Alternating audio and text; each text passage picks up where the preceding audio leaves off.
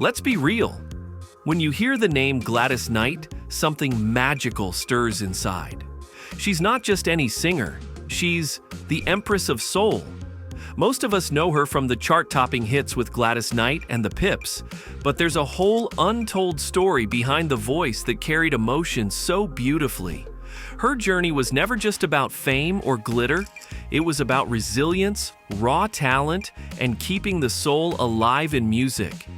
Get ready because we're about to uncover the layers of a true musical icon. Before we begin, make sure to subscribe to our channel and press the bell icon to get regular updates. Let's get started.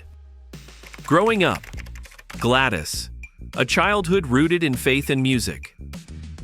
Gladys Knight was born in Atlanta, Georgia in 1944 into a loving, religious, and musically inclined family. Her mom was a teacher and her dad worked at the post office, but both parents were deeply connected to church life, and that's where Gladys found her voice. Imagine a little girl, barely 7, blowing everyone away at a church recital. That's how early her spark began. She won Ted Mack's Original Amateur Hour at just 8 years old. Yes, 8. And from there, music became her path. What's fascinating is that she didn't have a polished start or industry connections. The Pips and the rise to fame, a family affair. Now here's where it gets even more interesting. Gladys didn't start off as a solo act.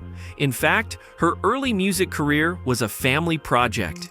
She teamed up with her brother Merrill Bubba Knight, sister Brenda, and cousins to form the Pips. That's right, this wasn't just a group, it was family through and through. In the beginning, they weren't instant superstars. They played talent shows, small clubs, and even opened for bigger acts like Jackie Wilson. But their big break came in the mid-60s when they signed with Motown, and boy, did they deliver.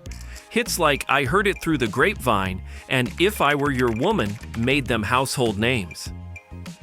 Midnight Train to Georgia, the song that made her immortal. Midnight Train to Georgia is not just a song, it's a vibe, a mood, a story wrapped in melody. Released in 1973, this track didn't just top charts, it etched itself into American music history. And it won Gladys Knight and the Pips a Grammy. The song tells a tale of love, sacrifice, and chasing dreams. And Gladys sang it like she'd lived every word. The raw emotion in her voice made listeners feel the journey. That's what makes her special. This wasn't bubblegum pop, it was storytelling with soul. The song's success catapulted her to international fame, making her a timeless figure in R&B. Going solo, reinventing herself in a tough industry.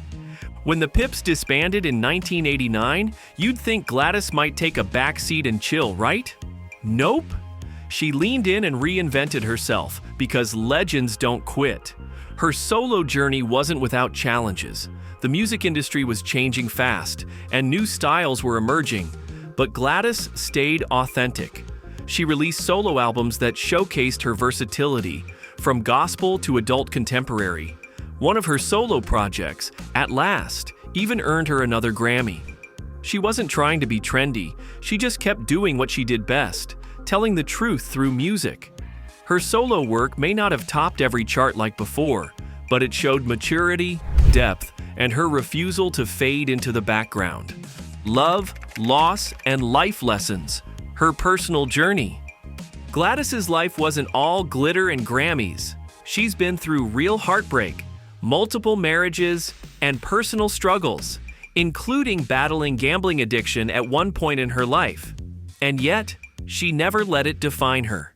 She married 4 times and had 3 children, all while balancing the pressures of a career in the spotlight. When her son Jimmy Newman Jr. passed away, it was a tragic loss, but she found strength in her faith. That's one thing that's always grounded Gladys, her spirituality.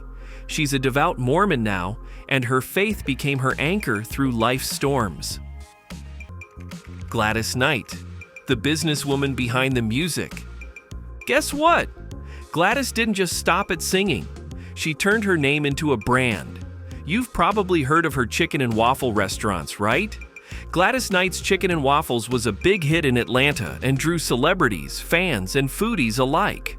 Even though the restaurant business came with its own drama, including legal issues with her son, it showed that Gladys had a strong entrepreneurial spirit.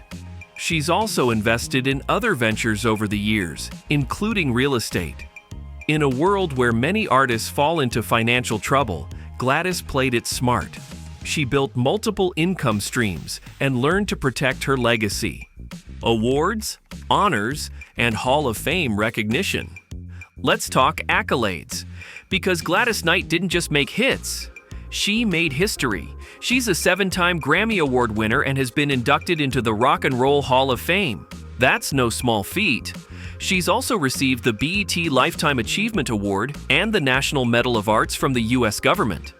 These aren't just shiny trophies, they're symbols of impact. Her voice, her influence, and her career have helped shape the very fabric of American music. From R&B to gospel to pop, she's touched every corner of the industry. Her faith and philanthropy, giving back with grace. Behind that powerhouse voice is a heart full of grace. Gladys Knight's faith isn't just personal, it's active. After converting to the Church of Jesus Christ of Latter-day Saints, she began using her platform to promote love, unity, and faith through music. She even formed a choir called the Saints Unified Voices, which won a Grammy for Best Gospel Choir Album. Beyond religion, she's also big on giving back. She supported causes like diabetes awareness, children's education, and the American Diabetes Association, as she lost her mother to the disease. Net worth and earnings, the soulful millionaire. So how much is Gladys Knight actually worth? As of recent estimates, her net worth sits around $28 million. And that's no surprise. Her income has come from a variety of sources: record sales, sold-out tours, Broadway appearances, business ventures, and even acting gigs. And let's not forget licensing and royalties from her classic hits.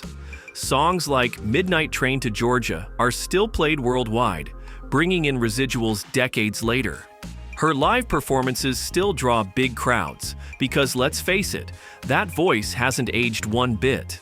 Gladys also participated in shows like The Masked Singer, which gave fans another glimpse of her talent and brought her fresh attention.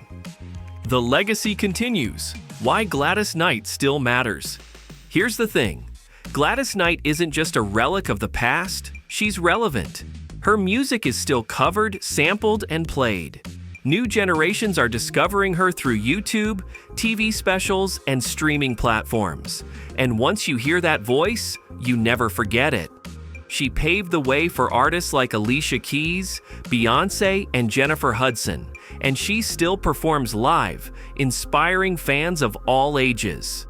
Her story teaches us that success isn't about instant fame. It's about staying power. Through every personal trial and industry change, Gladys stayed grounded and kept her soul intact. That's all for today's video. If you enjoyed this video, leave it a thumbs up and let me know what other topics you'd like to see covered in the comments below. Don't forget to subscribe for more. Thanks for watching. Have a wonderful day.